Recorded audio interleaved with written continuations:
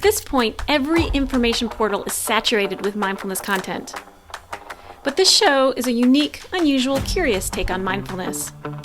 Some of what you hear will be completely new to you. Let's dive in and take a look at the nature of the aware mind. I invite you to deepen your awareness so that you may be liberated and inspired.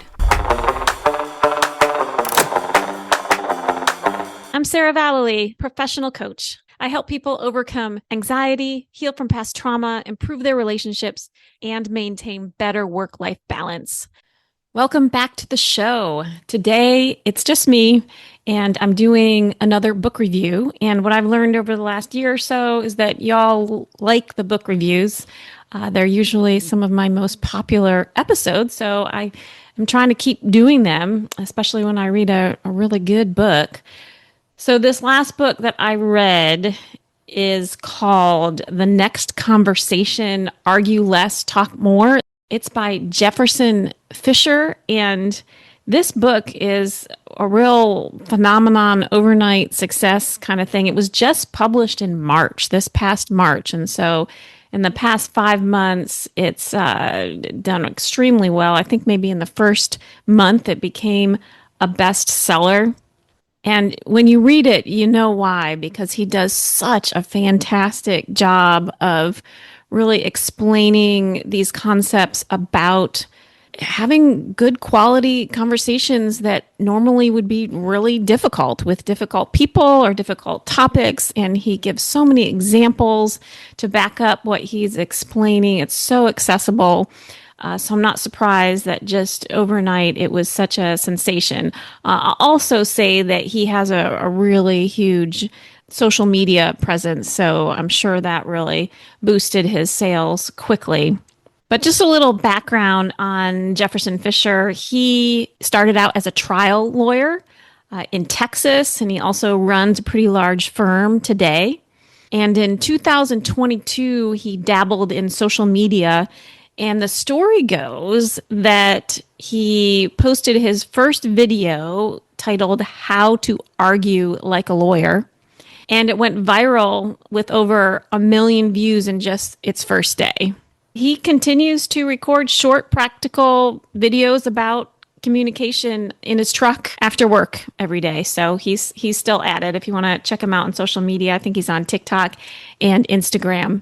The three main principles that Fisher really drives home in his social media and in his book are say it with control, say it with confidence, and say it to connect.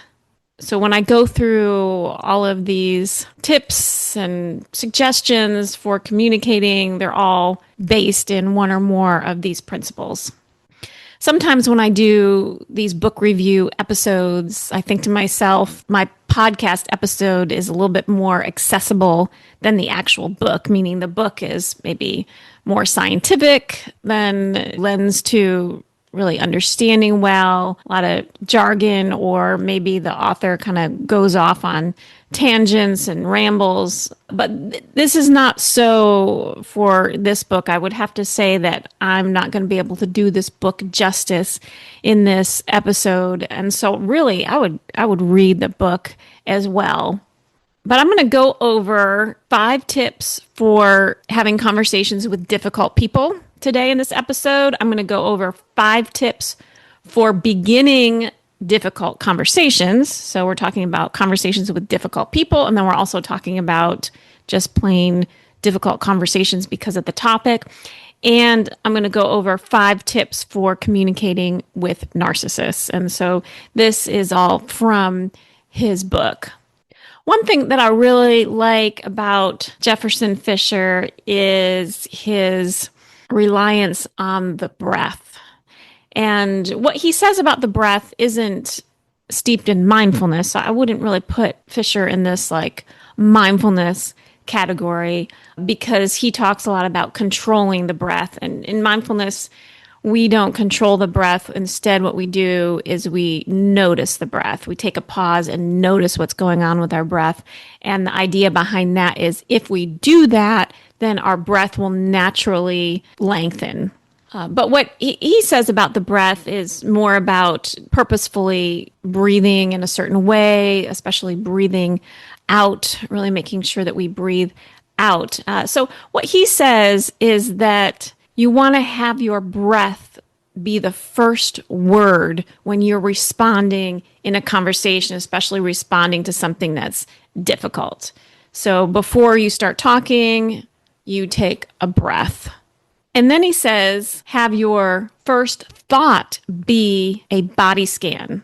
That is mindfulness. Body scan is mindfulness. That means we check in with our body. We see how it feels. We might start at the top of our head, notice physical sensations going down our face, our neck, our shoulders, down our arms, down to our chest and abdomen, down our legs, maybe even getting to our feet. That is a body scan. So again, Jefferson Fisher says, let your breath be your first word when you respond, and let a body scan be your first thought. So simple and so huge. Just really allows you to take that pause. So that's a big part of what he is suggesting in his book. And he says that the breath control is important because that helps you control your emotions. So you're more calm and you're less emotional. So he does say that in these difficult conversations to try to keep your emotions minimized. And one of the reasons he says that is he points out that for some people, your emotional response gives them dopamine. So whether it's a positive emotional response or a negative emotional response, that they're going to get a dopamine hit off of your being emotional. Not everyone, certain people, especially people that are trying to manipulate your emotions. He also talks about using self-talk to keep you focused.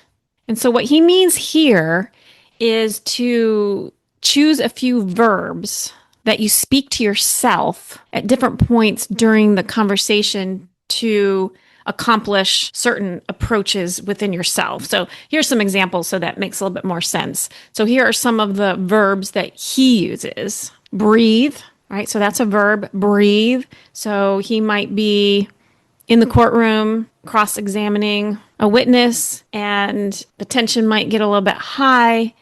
And so he might say to himself, breathe. And so that will help him to remember to engage in that control breathing, some deep inhales and exhales. Another verb that he might use is pause. So you can imagine yourself, you're in a difficult conversation, you say to yourself, pause, just to remind you to take that moment to create some space before you respond, which really helps set the pace of the conversation. It really puts you in a place of control, according to Fisher. When you're in the conversation, that pause is really important. Another verb, observe. So this would mean to observe any subtleties that you can identify in the person that you're talking to. This might be observing their tone of voice, might be observing any emotions that they're going through, their facial expressions, body language. Another verb is reset. When you say this to yourself, you're letting yourself know, I need to take a step back. I need to recenter my approach. What is going to be my approach? Another verb is think. And basically, that's just a reminder to think about something on purpose versus just having this unconscious response type thinking. You might follow that up with, what would be the most effective response right now? You don't have to be speaking the entire time. It doesn't have to be someone's talking and then you talk right away. There can be these moments where you take these pauses to reflect and think and come up with a game plan. And then one more example here, a verb, focus. And when you say to yourself, focus, that might help you recommit to your conversation goal. And we'll get into that in a little bit here about conversation goals, which is also something that he highly suggests is in every conversation, you come up with a goal of what you want out of the conversation. Jefferson's tips with these verbs that help you have an intentional approach in your conversation are: one, choose verbs that feel natural and represent what you most need in a conversation. So you might take a moment right now. When you're in these difficult conversations, what is it that you most need? Do you most need to calm your emotions? Do you most need to really observe what the other person is doing? What is it that you need? He also suggests to rehearse them quietly when you feel calm. So don't just wait until there's a conflict. This will help you just get comfortable with them before things get heated. And then he says, when you're ready, use the verbs in the moment. You can say them silently in your mind, or you could even say them under your breath. And so doing this will create a moment for you to breathe, create some distance, emotional distance perhaps, and proceed with control is how he words it. I'm going to go into the 5 tips for conversations with difficult people. Number 1, Jefferson says, if someone is lying, take a pause. Don't respond right away. And a lot of times what will happen is the person who's lying will actually backstep and will back up on their lie before you even respond. He gave some examples of him doing this in the courtroom and then doing this during depositions. And, an unusual lengthy pause will induce this behavior in someone. And I would imagine that's because the person who's lying can take a moment to reflect and realize that since the other person isn't responding right away, that maybe they know they're lying, and then they might reword what they're trying to get across. Number 2, Fisher says, if someone is condescending or saying something really judgmental, ask the person to repeat what they said. You might say, can you say that again? I didn't hear that. And he says that they will likely reword what they said because they have some time to think about it. He also says that this will take the dopamine hit away from some people. So some people say things just to get this reaction out of you, which gives them a dopamine hit. But when you take this approach and say, can you say that again? Then they don't get that reaction that they want and they don't get that dopamine hit. Or in some cases, you could have a genuine inquiry into their intention. Like, did you mean for that to sound short? Did you mean for that to sound insulting? Or simply, what did you mean by that? Try it out. So that was the second tip. So this is tip number 3. And this tip is for people who are dominating the conversation. So if you're in a conversation with someone and they're really taking over, he says to use their name when you respond. That will really get their attention. I did a book review last year on the book called Chatter. And the author of that book cited research about negative self-talk. It wasn't about conversations, but it was about negative self-talk. And he said that the research shows that if you use your name when you are responding to your negative self-talk, you will pay more attention to it. So I would imagine this would be true in conversations too. When you use the person's name, you kind of get them into a place of more alertness. And this 4th tip about having conversations with difficult people, he addresses these situations when we set boundaries in these conversations with difficult people. And he says to use I statements when you are setting these boundaries. So instead of saying things like, you keep interrupting me, you aren't hearing me, you shouldn't do that, instead to word those in I statements. And so I'm going to give some examples of those. There's a few here, but I think it's going to be helpful. So instead of using those you statements, you could say, I'm having trouble completing my thought when you interrupt me. I will listen to you when I'm finished. I don't respond to statements like this. I don't allow others to make me feel like I can't feel my emotions. I'm here to talk about blank, filling in whatever it is that you're focused on talking about.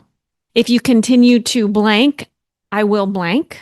And an example there might be, if you continue to put me down, I will leave the conversation. So there's a lot of reasons why I statements are so helpful. One of them is puts them at a little bit more ease, but also it's a little bit harder to argue with an I statement because you're your own person and you know what you're going to do.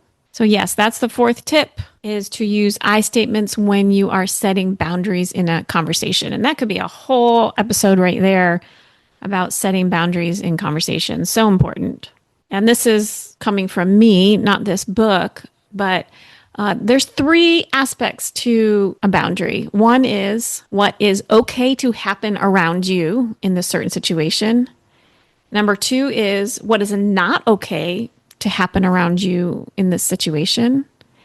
The third part is what you're going to do if the not okay thing happens. And that's about you not participating. The consequences that you use when you're setting boundaries usually involves how you're not going to participate, how you're going to walk out of the room, how you're going to end the phone call. And the fifth tip that Jefferson gives for having these conversations with difficult people is to follow through with your boundaries that you set. That's usually the hardest part, right? Is to definitely take that move to walk away when the person does something that crosses your boundary. But so important. And he says when you're implementing these approaches, in the conversation, to observe the other person's actions. And if the other person is uncomfortable by how you are responding, that's actually a good sign. That means you are doing something correctly. All right, so that wraps up the 5 tips for having conversations with difficult people. I'm going to move into 5 tips for beginning difficult conversations. So what's the difference here is that the topic that you are engaging in is difficult. This is a difficult topic, whether you are having the conversation at work and you need to give some critical feedback to someone at work, or it's with your partner and you need to talk about something that's emotionally difficult to talk about. So this first tip is to know your goal, what you want to get out of the conversation. So here's a few examples of what you could set as your goal. And you do this before you engage in the conversation. So this relates to conversations that you begin, right? Not the ones that someone else begins, unless you can kind of take a pause and say, okay, someone else started this conversation. I didn't get a chance to set a goal for myself. Let me just take a pause and figure out what I want for the goal of this conversation. But here are some examples. One, I want the goal of this conversation to be that the two of us, build some trust. We want to deepen the relationship by showing honesty, respect, and patience. That's a great goal. Another goal might be, I really want to feel seen and heard during this exchange. I really want to express myself clearly. I want to be vulnerable. I want to feel acknowledged. Another great goal. Another one could be, I want to understand the other person better. I want to go into this conversation with some curiosity and not bring in as much judgment as maybe I normally would. And another excellent goal would be to create emotional safety. That's my goal for this conversation, is I want us both to feel emotionally safe. I want to make space for the other person to be able to open up without feeling attacked, and vice versa. And you want to take a break from, having the goal be about trying to win. And this comes from me, not the book, but I would be careful of goals that have to do with trying to change the person's behavior or trying to change the other person's belief. That can be really hard to do. And as you think about the goals that I just shared, those aren't about changing someone's belief necessarily, and not necessarily about changing behavior, unless the behavior is about being more honest or being more curious. Another tip that Fisher has for beginning difficult conversations is front loading. And this is my term. This is the term I use with my clients.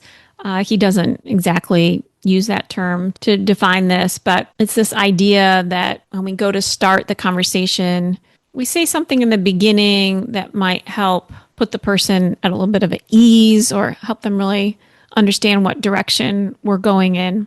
And this is because people's nervous systems get triggered when they don't know where things are going.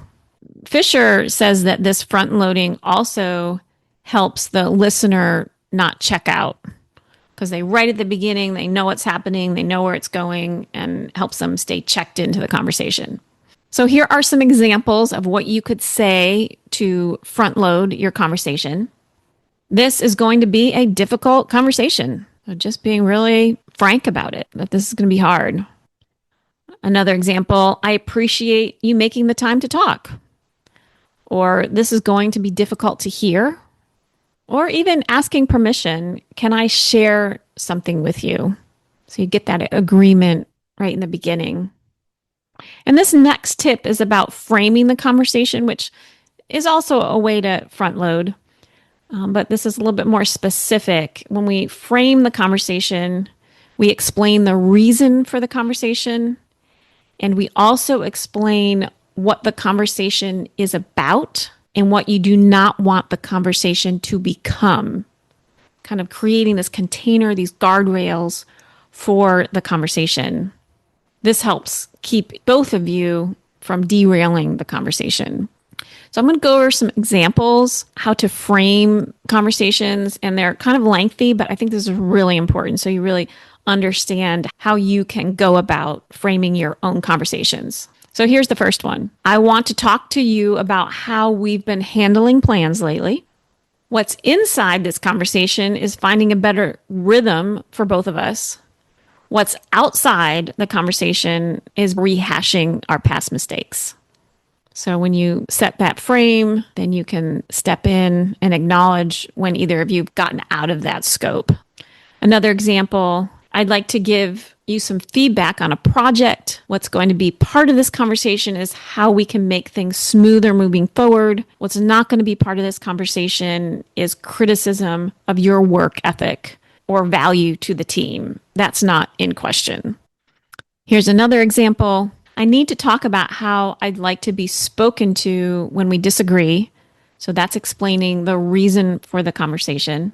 And then here's setting that container. Inside this conversation is creating more respectful communication between us.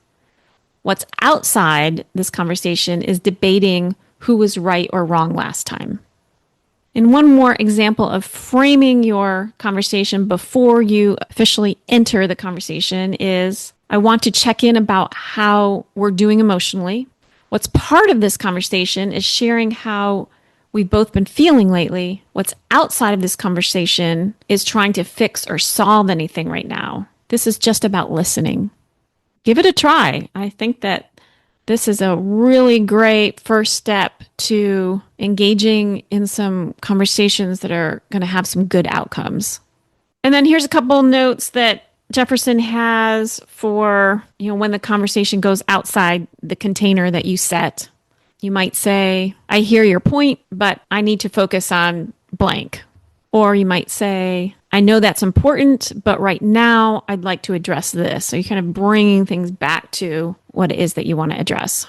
And then this fourth tip, and again, we're still at the beginning of the conversation. We're kind of like at this point before you really engage in the conversation, is you state how you would like to feel after the conversation. So you might say, I would like to know that we respect each other as a result of this conversation at the end of this conversation. I'd like to leave knowing we are committed to the same goal. I want us to move forward knowing we can show up for each other better. And the thing is, when you start implementing some of these structured ways to begin a conversation, it's probably going to feel pretty weird, right? It's not how you would normally word things. It's not how you would normally go about these conversations, but that's what you want, right? You want something different. You want a different outcome. So you're going to start in a different way and it's going to feel unfamiliar. And that's actually a good sign. You can breathe through that. If you need to write something down, that's totally fine. And then this fifth tip for beginning difficult conversations, get a commitment from the person that you're having the conversation with. You've framed the conversation, you've stated what you would like to feel afterwards, maybe you've front loaded, and get a commitment from the other person. Is this okay with you? See how they respond. So that's some ideas for beginning these difficult conversations. This last list here are 5 tips for communicating with narcissists. So this is actually not in the original book. This is a bonus chapter that you can download from his website. I'm actually going to put this bonus chapter in the show notes because this is a PDF that I can just link in. I think I'll link it to his website, and you will need to put your email address in to access it. I just want to honor his system there. But it's a pretty short chapter, and it's pretty good about communicating with narcissists. But my guess is what happened is the book was published, and he doesn't address personality disorders at all in the book. I was even thinking it when I was reading the book. I'm like, well, this is probably not going to work with somebody who has a personality disorder. So probably what happened is he got a lot of response after the book was published with questions of, well, what about narcissists? What do you do with narcissists? So I think he probably wrote this extra chapter, but I'm going to go through some of what he shares in that chapter. And here's one of the tips here. Do not try to teach someone who's a narcissist anything. Keep your responses really short. So there's this other woman, her name is escaping me right now, but she's the haystack, burning the haystack lady. She talks about dating, and she actually mentions this also. And what she says is that one of the reasons you don't want to try to teach something to a narcissist is they'll actually use that to develop their manipulation even more going on to the next person. So when you try to teach them about, well, this doesn't really work because for this reasons, then they will actually become a more powerful manipulator after understanding that. So she says, if you're dating somebody and you realize they're a narcissist, just end it. Don't explain what they did that was hurtful. Just end it and walk away. But why Fisher might be saying this is because they're not going to change anyway, right? You're wasting your energy, you're wasting your breath if you're going to try to teach them to engage with you in a different way. I read somewhere, I can't remember where it was, but they said if you're trying to teach someone the definition of compassion, what compassion is, then there's a good chance that they do have a personality disorder because your typical person is going to know what compassion is. You're not going to need to explain that to them. But at any rate, this first tip for communicating with narcissists, Fisher says to keep your responses short without going into extra energy to teach them something. Your short responses might sound like noted. They say something that really doesn't make any sense, and you might just say, noted. Another response might be, that's good to know. Another response might be, I get it, or I can see that. I talk to my clients about this when you're interacting with someone with a personality disorder or someone who's really emotionally immature. It's going to feel superficial. When you're having these exchanges with them that are healthy and safe, it's going to feel superficial. So yes, these responses are superficial, and that's actually where you need to be. Second tip for communicating with narcissists, according to Jefferson Fisher, minimize what you share, which went into in this last tip, but also minimize your emotions. So don't share your opinion if possible. Instead, only share facts. Their goal, what they're trying to do is manipulate your emotions. And one of the reasons that's their goal is they get a dopamine hit from your emotional reaction. So one of the reasons to minimize your emotions or not show your emotions. He says to stay silent at times. Fisher says it is better to be quiet and be accused of indifference versus the alternative, which might mean you get verbally attacked or you get hurt. So sometimes staying silent is the ticket. And he also really emphasizes staying disinterested versus getting kind of wrapped into it, getting pulled into it with arguing and confronting, that instead just be disinterested in what the person is saying. And again, that can feel superficial. What Fisher does not go into, which I like to work with my clients on, is still processing the emotions that the person with the personality disorder brought up in you. So I don't think it's healthy to just suppress these emotions that come up. It's just being careful of expressing these emotions in your interactions with the person with the personality disorder. But it is going to still be healthy to process those feelings of rejection, process those feelings of abandonment, of feeling deceived, whatever that is for you. And this third tip Fisher says about relating to narcissists is, and this is a little bit hard to hear, but this is what he says: a narcissist cares more about their reputation than they care about you. I will say that this tip I've never done before. I have a little bit mixed feelings about it, but it may work very well. I don't know. But what he says in this tip is to say things that point out how their thinking or actions is going to negatively affect the way people perceive them. This feels a little bit manipulative, but he really drives it home in this chapter. So I'm going to share this with you. So here are some examples of how you would listen to something the narcissist is saying and then respond in a way that makes the narcissist consider how all of that could affect his reputation or her reputation. So here's an example how you might do that. And again, and the reason that he says this is important is it puts it on them where they have to kind of think about some accountability, because that accountability is like virtually impossible for someone with a personality disorder. But apparently this is kind of like a backdoor to that. But anyway, some examples on that, ways that you might respond. Do you think people will like that? Another example, if you think that's a good look for you, that's fine. Or, I'm curious how others might interpret that. I wonder how others might perceive that. So the shift here is considering that this is true, a narcissist cares more about their reputation than they care about you. A response that's about, hey, look at me, care about me, isn't going to really work. But if you have a response that says, hey, do you care about you and your reputation, then that might get their attention. And this fourth tip for conversations with narcissists, use radical acceptance.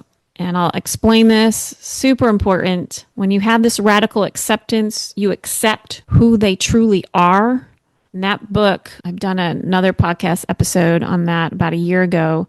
Adult Children of Emotionally Immature Parents really drives this idea home about accepting who the person truly is. They have this emotional immaturity. Also, this radical acceptance involves letting go of the hope that you can fix this person or make them see things differently, realizing you can't help them see something differently. And when you have this radical acceptance, what Jefferson Fisher says here is that then you stop pouring yourself into them, that there's so much energy that you're probably expending trying to get them to see things differently. And that's just, a loss of energy for you.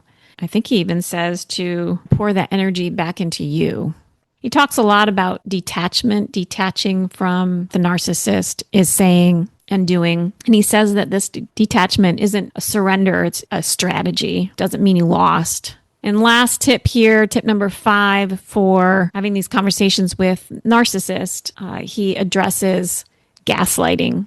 When I bring up gaslighting, I like to remind people that the word gaslighting is overused. It's often used when it doesn't apply, and he actually does the same thing, points out what gaslighting is not. He says that gaslighting isn't just someone lying to you. That's not the real definition of gaslighting.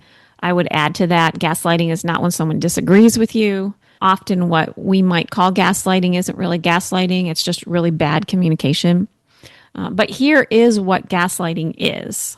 And it's definitely something that people with personality disorders do. Gaslighting is a calculated attempt to make you second guess your reality. It's very intentional, manipulative. And a gaslighter's goal is to gain control by undermining your confidence in your own mind. It's a pattern to make you doubt everything, not a single thing. So that's another way to differentiate bad communication or maybe not great motives versus gaslighting. So bad communication, maybe not great motives. They might want you to doubt like this certain thing. But gaslighting is like this broad approach where they want you to second guess everything, to really have them have more manipulative control over you. Here are a few examples of how you can respond to gaslighting. What I shared was a fact, or I understand you disagree with me, or we remember things differently, or that wasn't my experience. So again, I just want to go back to this idea. And again, this comes from me, not the book. It's still important to process those emotions that come up because of your interactions with someone with a personality disorder. And one of the reasons that's so important is when you process those emotions, which basically means you truly feel them, like you feel that pain, you feel that rejection, you give yourself compassion around it. When you do that, you naturally are going to be more confident and motivated to set boundaries because you don't want to feel that pain. You don't want to put yourself in situations where you're going to feel that emotional pain.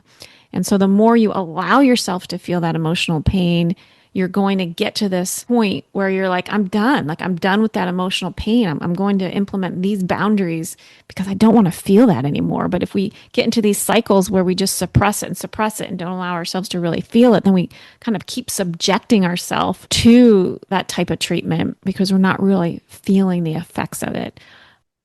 So there you go. There are some tips for you for these difficult conversations, difficult people. I really highly suggest you get a copy of Jefferson Fisher's book, The Next Conversation. He also has a nice quote in there somewhere. A better world begins with a better conversation. So we can reflect on that for a moment. You know, what does that mean to you? What that means to me is if all of us across the globe were able to take pauses and make our first response our breath and make our first thought a body scan, you know, how might that transform so much of the difficulty and pain in our world? Thanks for listening. I appreciate each and every listener. And if you know somebody who would benefit from hearing this episode, please share it with them. And also, please consider leaving a review for the podcast. Thanks so much. The Aware Mind podcast is a TSD mindfulness production. Please check out our show notes for upcoming events and links to additional resources. Please visit our website at tsdmind.org. That is T as in tame, S as in soothe, D as in dwell, mind as in mindfulness.org. And don't forget to follow us on Instagram at TSD_mindfulness.